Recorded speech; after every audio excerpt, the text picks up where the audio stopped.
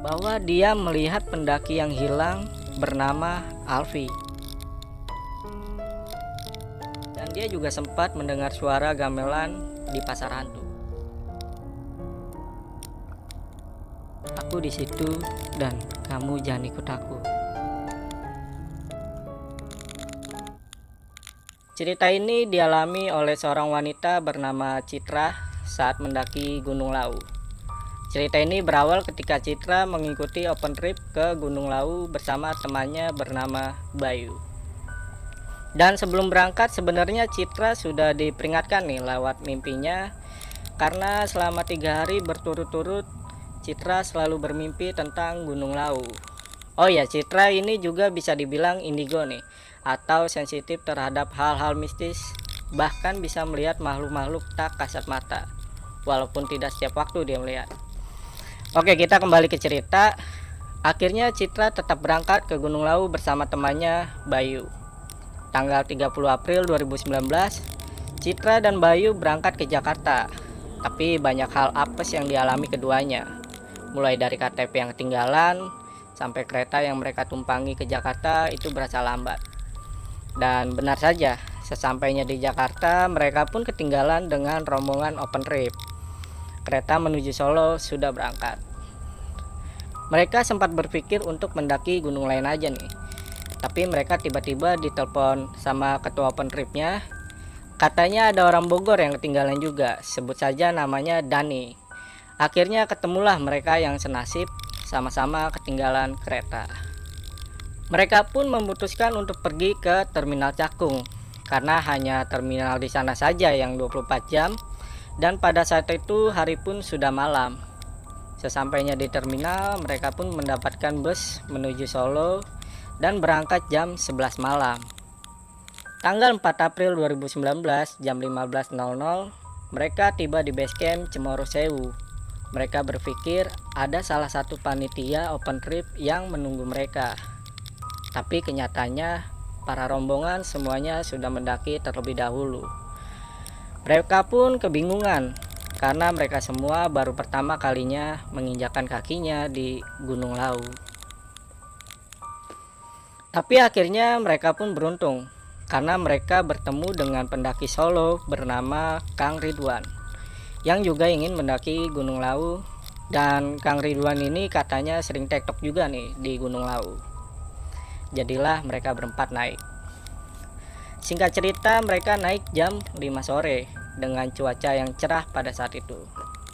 Nah, di tengah perjalanan, Citra melihat ada pohon yang tumbuh di atas batu, dan Citra bilang ke Bayu untuk difotoin di atas batu tersebut. Akhirnya mereka pun foto-foto dan sempat istirahat di batu itu sekitar 15 menit.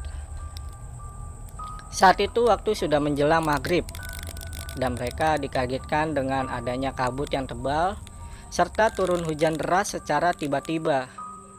Disinilah kejanggalan mulai terjadi. Mereka pun melanjutkan pendakian, dan di tengah perjalanan Citra melihat ada banyak orang yang duduk di pinggiran trek dan betapa di atas batu besar dengan memakai baju kuno zaman dahulu. Mereka yang dilihat Citra tersenyum ke Citra, dan Citra pun membalas senyum mereka. Tapi anehnya yang melihat hanya si Citra saja nih. Dan ketika Citra mau bertanya ke teman-temannya, tiba-tiba ada suara orang tua yang berbisik ke telinga Citra dan berkata, "Jangan bilang siapa-siapa. Apa yang kamu lihat, teman-temanmu tidak ada yang bisa lihat. Hanya kamu saja yang bisa melihat." Citra pun kaget karena suara tersebut tidak terlihat sosoknya. Citra mencoba rileks karena tidak mau membuat khawatir teman-temannya. Akhirnya mereka pun sampai di pos 2. Mereka memutuskan untuk berhenti di warung untuk makan dan sholat sambil menunggu hujan reda di warung ini. Si Citra sempat dikasih wejangan nih oleh ibu pemilik warung tersebut. Dan ibu tersebut bilang, "Jaga dirimu. Ini hujan yang tidak baik. Ini bukan hujan biasa." Citra yang mendengar perkataan ibu tersebut merasa aneh. Kenapa ibu pemilik warung tersebut bisa berkata seperti itu? Singkat cerita, mereka pun melanjutkan pendakian karena waktu sudah menunjukkan jam 8 malam. 1 jam berlalu, mereka pun belum sampai di pos 3. Tiba-tiba Citra melihat ada sosok anak kecil dan meminta digendong oleh Citra. Dan terdengar kembali bisikan orang tua yang berkata, "Gendong saja sampai dia turun sendiri, karena ini salahmu juga." Ternyata ketika tadi si Citra duduk di batu besar yang ditumbuhi pohon, si Citra ini ngedudukin sosok anak kecil tersebut. Citra pun sudah merasa takut dan kepengen banget cerita ke teman-temannya. Tapi Citra tahu bahwa tidak boleh cerita yang aneh-aneh ketika sedang di gunung. Sampai Citra kondisinya benar-benar lemah, mual, pusing, dan punggungnya pun rasa sakit. Karena sudah tidak kuat lagi, Citra pun tanpa sadar bilang ke teman-temannya bahwa dia gendong anak kecil di punggungnya. Teman-temannya pun merasa cemas dan takut. Apalagi si Bayu yang sudah paham dengan Citra yang punya kelebihan merasakan hal-hal gaib. Akhirnya keril Citra pun dibawa oleh Bayu dan sosok anak kecil tersebut menghilang. Singkat cerita, mereka pun sampai di pos 3 dan Citra mengalami kesurupan selama 20 menit. Tapi alhamdulillah Citra pun sadar. Lalu mereka pun lanjut jalan. Sebenarnya Citra belum benar-benar sembuh nih dari kesurupannya. Karena selama perjalanan, menurut kesaksian Bayu, si Citra ini sering muntah-muntah dan suka ngawur ketika ditanya. Akhirnya mereka pun sampai di pos 5.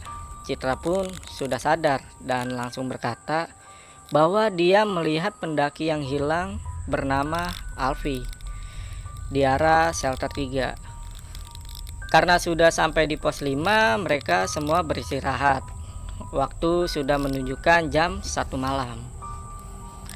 Jam 3 malam, Citra kembali kesurupan dan membuat pendaki lain yang ada di sekitarnya juga ikut kesurupan.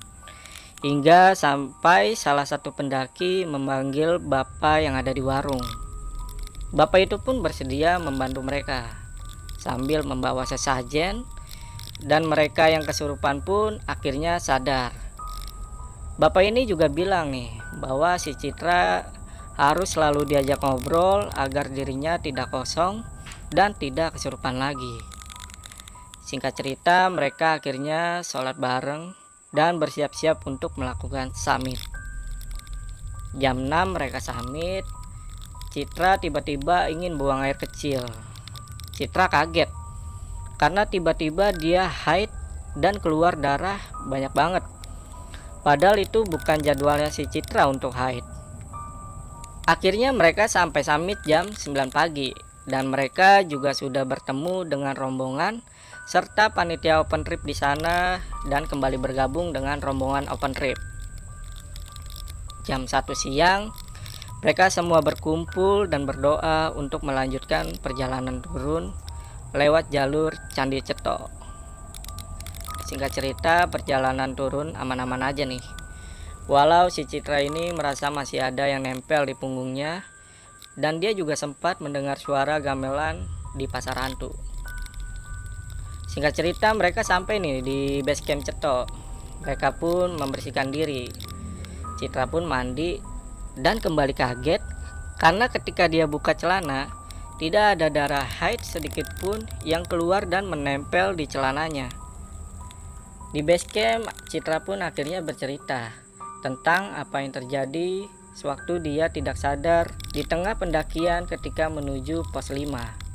Dia melihat Alfi di sana.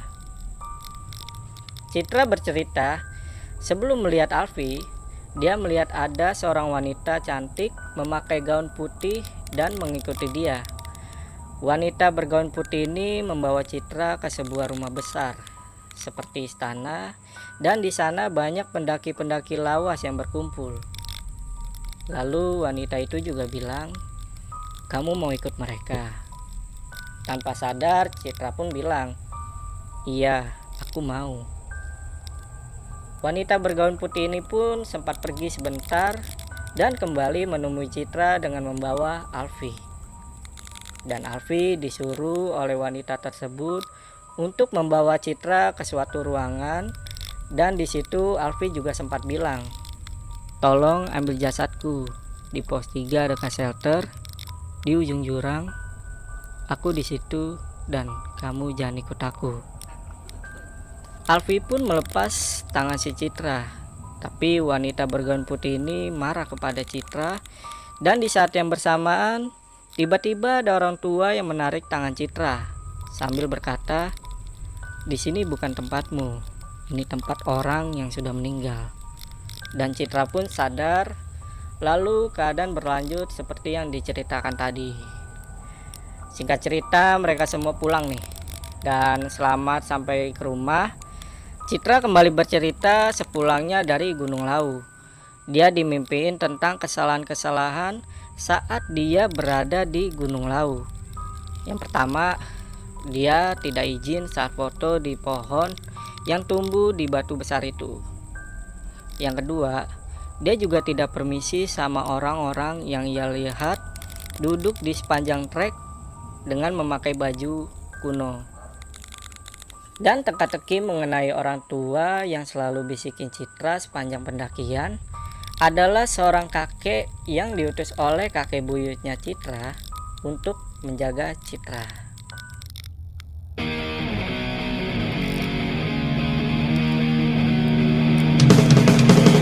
Kini kau terkenal tanpa skalanya. Bila kau terkenal, kau ingat semuanya. Jika kita bertemu